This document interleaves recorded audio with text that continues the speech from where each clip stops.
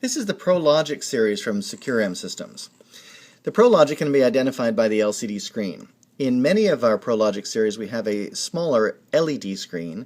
This is actually an OLED screen and it shows up much better on the video, so I'm using this one as an example of for programming. But the ProLogic series allows you to do a number of commercial type functions. In this case I'm going to show you how to enable and disable a user code. So how to do that? I would first need to access the system menu. I press the menu button and then I press down to system menu and press OK. Now I enter a code that authorizes me access to the managerial functions, which is a manager code. ID 00, ID 01, or ID 02.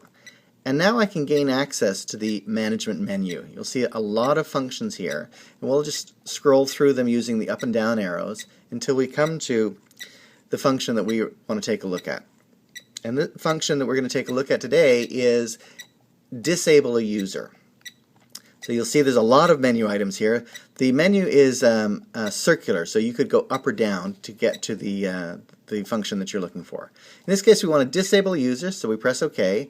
And we'll say, do we want to disable user 3 or 5 or 3? So what it's doing is it's scrolling through which of the users we currently have enrolled. So this is also an interesting way to see which users you have enrolled.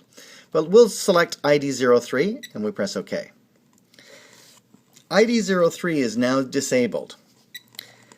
So let's try the code for ID 03, which happens to be 6 threes, and see if it is active.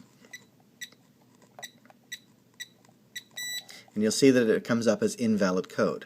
It's important to note that the code has not been deleted, it's just been disabled. So you may want to use this for when ID 03 goes on vacation, for instance. Now we want to re-enable that code. So we go to the select menu, we go to system menu, we enter our management code. We can now view the menu, and we can, I'll go up this time so we don't have to, I can show you that it's circular. Last time we went through a lot of menu items in order to get to this particular function. So we're going to enable user, and we press OK. It says, do you want to enable user 3? It already knows which one is disabled, and I press OK. Oops, sorry, I waited too long there. Let's go back to enable user, press OK. It's asking me, do I want to do it? I say yes. User 3 is now enabled. So if I go to standby, I can now enter user 3. User 3 is verified. I'm actually in dual mode here as well, so you see how that works. I can now enter a second user code.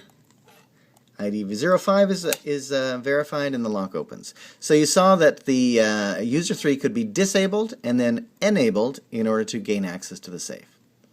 That's how easy it is to work with user codes on the ProLogic series.